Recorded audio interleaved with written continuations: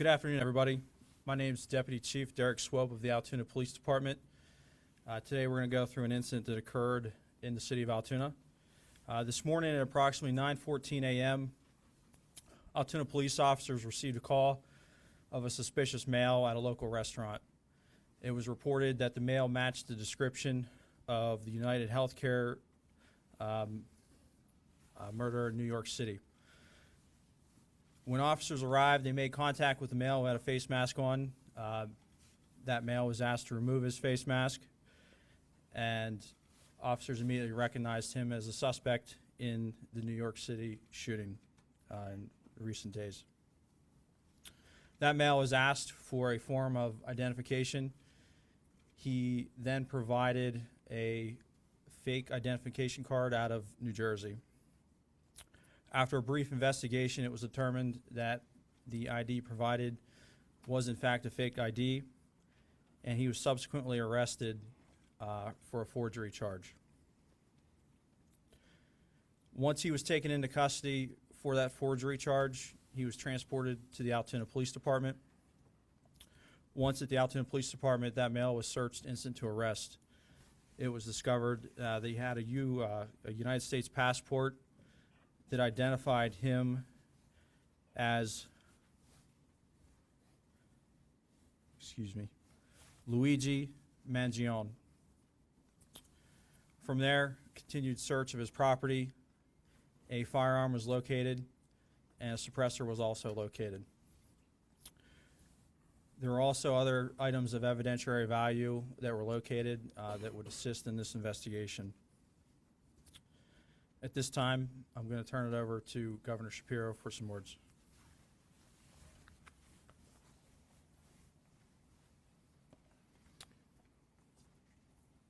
Thank you, Deputy Chief Swope, and let me acknowledge and thank the law enforcement who I'm joined with today, beginning with Lieutenant Colonel Bivens of the Pennsylvania State Police. I want to thank Senior Special Supervisory Agent Szabo from the FBI, and acknowledge NYPD Commissioner Daughtry and the women and men of the NYPD who join us here today, District Attorney Weeks, who you will hear from shortly, and I just concluded a briefing with Mayor Adams and Commissioner Tisch from New York.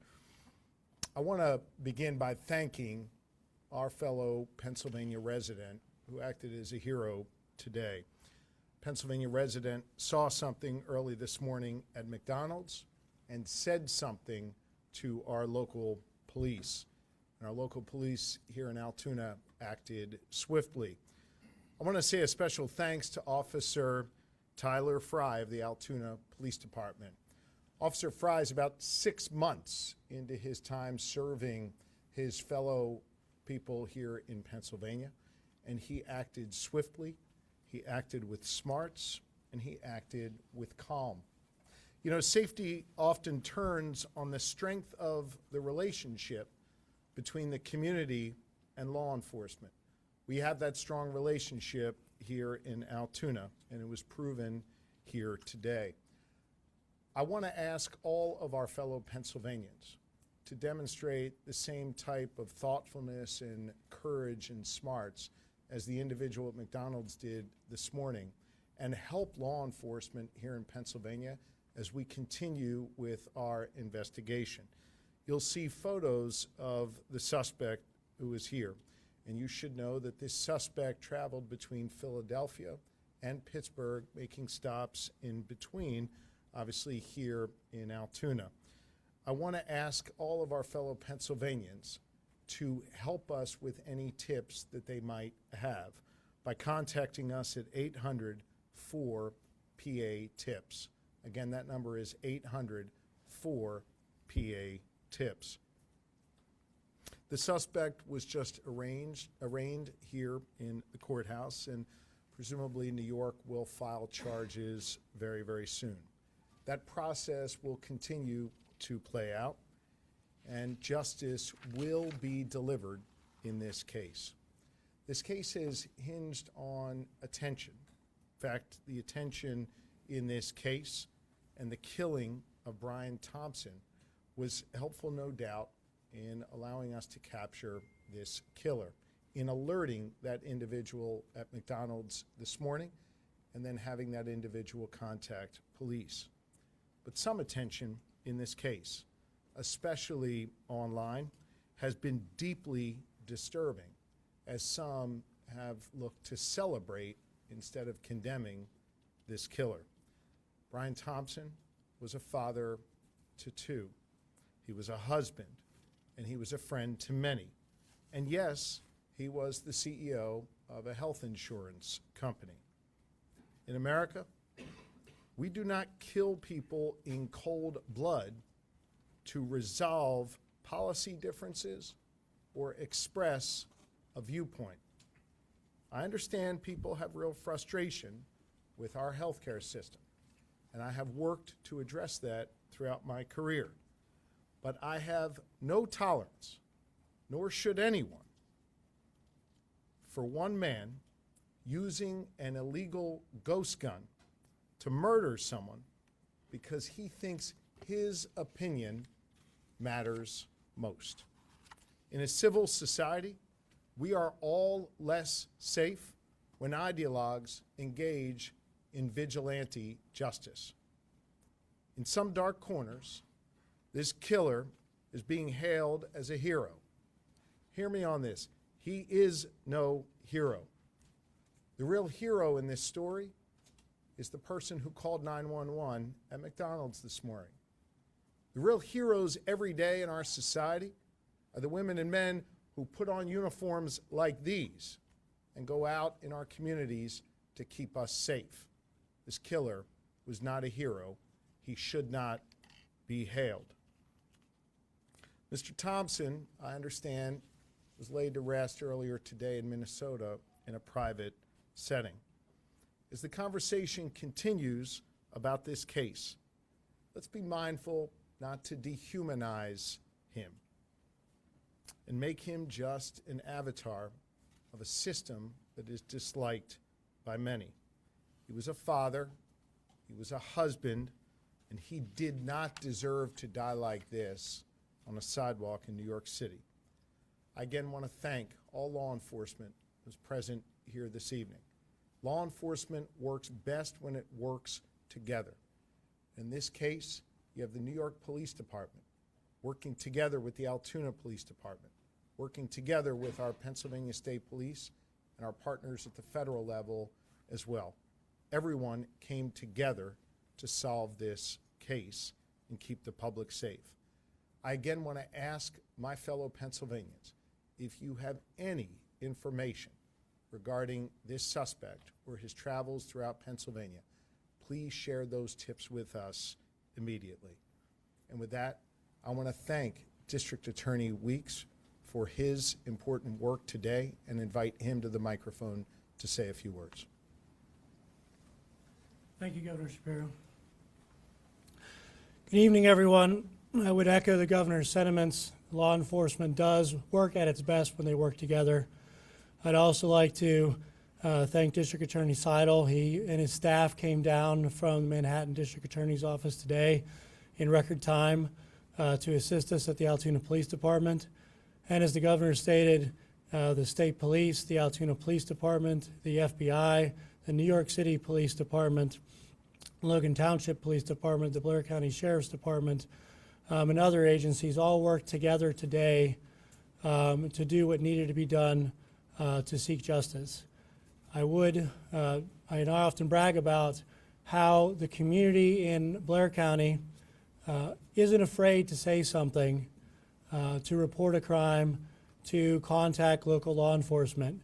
And I've often touted how they've made their community, whether it be Altoona or somewhere else, a safer place to live. And today I submit that a resident from Altoona and the Altoona Police Department helped make New York City a safer place to live and helped kickstart the process to seek justice for a senseless killing. So again, I'd like to thank everybody, and it's my honor to introduce Deputy Commissioner Daugherty at this time. Thank you. Thank you, Mr. DA. On behalf of the New York City Mayor Eric Adams, my boss, Police Commissioner Jessica Tisch, wants to extend, once again, their appreciation to the Altoona Police Department, to your leadership team, the federals, state, local authorities, and especially to the customer at the McDonald's that seen something, says something, to the McDonald's employee that called 911 and reported this individual inside of their restaurant. The men and women behind me, the detectives, some of these detectives that are standing behind me haven't been home since Tuesday when this incident happened. They've been working this case tirelessly around the clock. And when they got that phone call, immediately they jumped in their car, the police car, and raced down here to go see if this was the individual that they were looking for. That's dedication. Their commitment to bringing this individual to justice is just standing behind me. And on behalf of the mayor and the police commissioner, they extend their thanks and appreciation to you as well. Here's a message to the criminal element that think that they want to commit a crime in New York City and cross state lines, county lines. The message is very clear. Police Commissioner Tish's police department will find you and bring you to justice. Just look behind me. Thank you.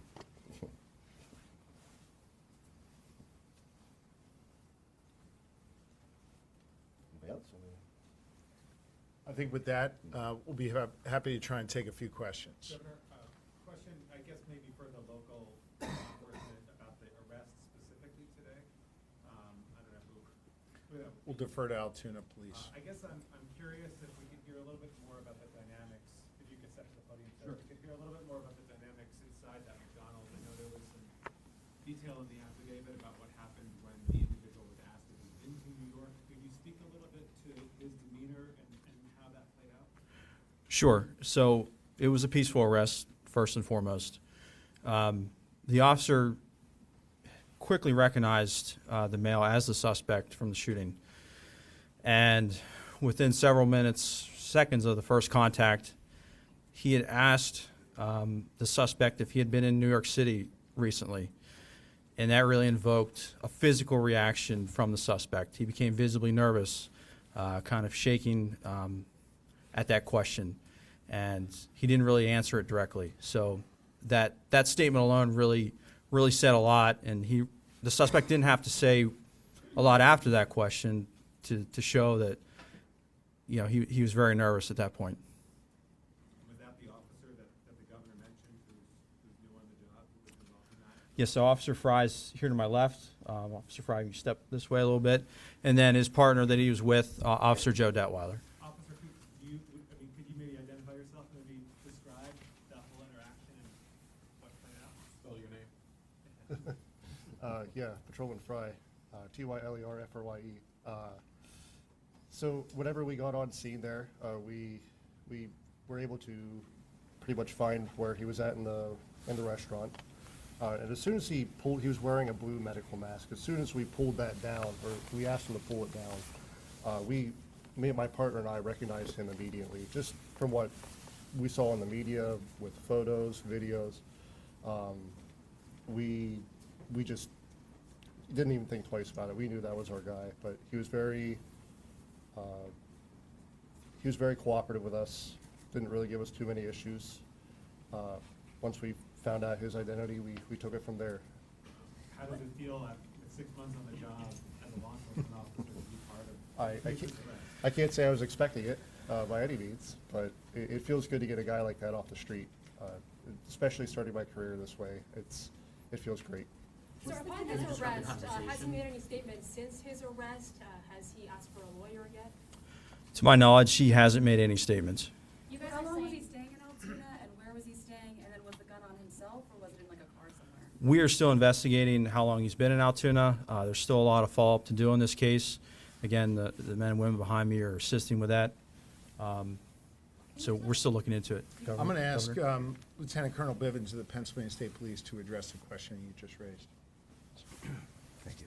Yes, sir. So there are a lot of things that need to be followed up yet in this investigation. Certainly, there were a number of items that were found on his person, in his backpack, that have been inventoried, and we've begun to do an analysis of some of those. There were written documents.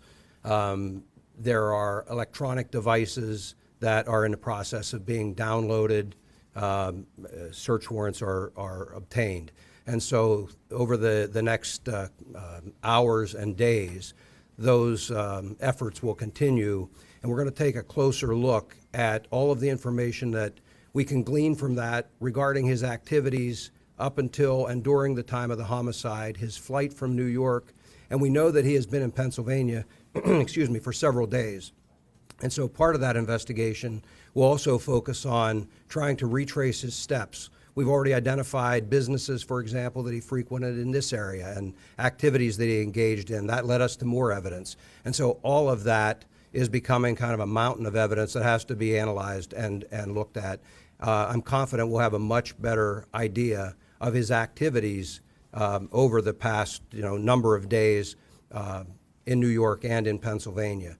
Additionally, we're also trying to determine that we don't have another actor or an accomplice out there. And so this information will all be used to help us prove or disprove whether that exists and whether there were any other intended targets. So a lot of questions that are out there that are unanswered yet, but we have a lot of information that we can examine that hopefully will give us some of those pieces of data that we need. You asked, or someone asked about the interview. He was initially cooperative. He is not now. And so he has been arraigned and transported and will be securely housed pending the filing of additional charges in New York. Sir, can you just say he is an actual suspect in? Governor Shapiro, you mentioned that he was in Pittsburgh at some point. Is that correct? Yes. What do you know about that time in Pittsburgh? We're not going to get into any more details at this time. We would like to hear from any Pennsylvanian or any Pittsburgher who had any sightings or any dealings with the individual. That's why I specifically asked for anyone with tips to share that with us. Can you talk about the extradition to New York? How does that process work? I know that you have your case here, but what happens with the New York part of it? And how long does it take? Thank you. So that answer depends. Once the charging documents are filed in the state of New York, we will file a fugitive justice complaint against the defendant. He'll be brought before a common pleas judge shortly thereafter, and the defendant will be presented with the option to waive his extradition or to contest his extradition. If he waives his extradition, we of course will make him available to the NYPD and the Manhattan District Attorney's Office as soon as we're able to arrange his transportation there. If he contests it, that process typically takes between 30 and 45 days to do the requisite paperwork, but we do that all the time in our office, and that's kind of a normal procedure. On the matter of the backpack itself right now, the backpack itself, you had the one that was in New York. Do we know if that's the same one that he had the time of the shooting there, or is this backpack that he had here one that he may have acquired? And the findings inside, the gun, the silencer, and cash, some foreign currency as well, is that correct? I'll defer to someone else. I'm not going to speculate on any of the interpretation of the evidence. I'm going to rely on the officers doing the investigation to complete that and reach their conclusions. Can we say that at this point he is a suspect in the hit on the United CEO? Can we call him a suspect at this point? Obviously he was arrested on other. Yes, as we confirmed at his preliminary arraignment, with the permission of District Attorney Seidel, we expect charges to be filed forthwith. And obviously, that I'm not going to speculate on that timing, but tonight or tomorrow or sometime in the very near future for homicide. Any insight into a motive? Sorry, sir, can I just ask? In terms of the officers investigating this case, can you say any more about a suspected possible motive? So at this point, we're not going to comment on that. I mentioned that there is a lot of information to go through. Certainly everything has been or will be shared with NYPD, but there is other information that really doesn't even pertain to that investigation. That, again, focuses more on his activities here in Pennsylvania and other travels. So all of that hopefully will shine more light on it. There is some information that gives us some insight into his thinking, but again, all part of the ongoing investigation and way too early to discuss that. More about the document that was found, the handwritten document. As far as the NYPD, we're not going to be commenting on the investigation steps here. In the next couple of days, there'll be a media availability at One Police Plaza, and Commissioner Tisch will update.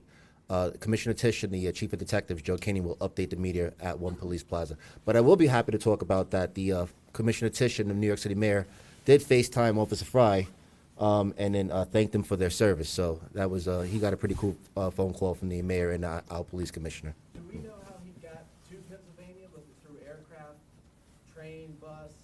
How did he arrive in Pennsylvania? Again, we do have a good idea of that, but all part of the ongoing investigation. But just to clarify, Governor, you had suggested, I think I heard you, I want to make sure I heard it right, that he, I guess he took a bus from the terminal at the George Washington Bridge to Philly, and then from there he was around the state and wound up here, or is that your, can you be any more specific about how you think this works?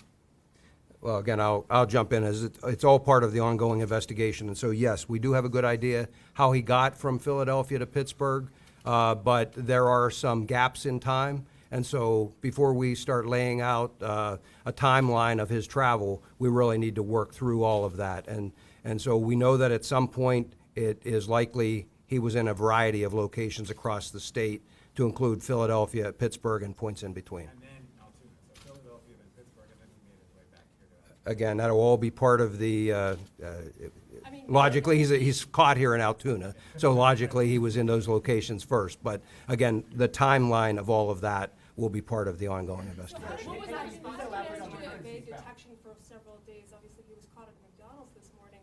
Guy's got to eat. For the past few days, he's been on the run for multiple days at this point. How did he manage to evade detection for so long? So I think, again, as part of the ongoing investigation, when we determine where he's been, where he stayed, those kinds of things, we may be able to answer some of those questions. But right now, I will tell you that based on everything that we have seen, he was very careful with trying to stay low profile, avoid cameras, not all that successfully in some cases, but that was certainly the effort he was making. He took steps to try and, avoid detection with some of the electronic devices and things as well. So again, all part of the investigation, but clearly, somebody that was very security conscious and trying to avoid someone He identifying. has no criminal record, and this was a name that was not previously known to law enforcement? I am not aware of a criminal history on this Could you individual. speak to those tech, can you to please those, elaborate to on those the tech cash? evasion devices? It was mentioned in the hearing, and then the defendant said that those were waterproofing bags. Could you speak a little bit more to what was taken into evidence today? No, not at this point. Again, I've spoken generally about what's there, but at this point, everything remains under investigation, and we'll have much more information, and New York will certainly have information for you in the future. How confident are you this is a suspect? Is there still a search for any other suspects other than the accomplice or potential accomplice? We're still going to canvass. We're still going to investigate. Like I said before, we're going to provide an update in a couple of days by the police commissioner and the chief of detectives back at New York. I will say this though: if anybody out there that has any information that they think that will help this case, to please contact our tip line, which is 1-800-577-TIPS. And remember, all calls are kept confidential. Just to clarify, the customer spoke with the employee called 911. That is my understanding, yes, sir. Was it a customer that recognized the suspect first, told an employee, and the employee rang the police? Is that correct? Yes, my understanding, I was just confirming, but my understanding is the employee became suspicious, thought they recognized, and wanted someone to check it out further. Because someone referred to a customer. Yes, that's what I'm saying. I'm sorry, did I say the employee? The customer recognized, notified an employee, and wanted someone to check it out further. Can you confirm which restaurant it was? Was it the one on Plank Road? I'm not familiar with the address of that. It's a McDonald's, Someone in but local police know? is that it? Yes, they tell me it is. The suspect disputed the currency. Can you explain why there might have been a discrepancy or how much he was found to have? Again, we're not going to talk about what was found in the bag. We have accurately cataloged everything that was in there, and that'll be a matter for the future. DA Weeks, could you repeat what you said in court about that money? I certainly stand by all the comments I made at the preliminary arraignment, but I'm not going to comment any more on the evidence at this time. My comments at preliminary arraignment were in support of my argument for bail. Thank you. We probably have time for one or two more questions. Is he being held at a county or state facility? He will likely be taken to a state correctional institution later this evening. Can I just say specifically for Pennsylvania law enforcement, over the past few months, you've had attempted assassination of a former president, now president-elect. Now you've had this. What do you think about that? Violence can never be used to address political differences or to address a substantive difference or to try and prove some ideological point. That is not what we do in a civilized society. That was true in Butler, it was true in New York City, and it's true anywhere. That is not how you make progress in this country.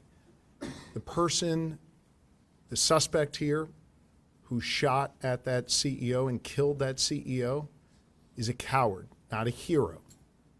And we need to make sure that in this country, we get back to having a civil discourse about our differences. And that is an important lesson coming out of Pennsylvania, and it is one that I think the rest of the nation needs to hear as well.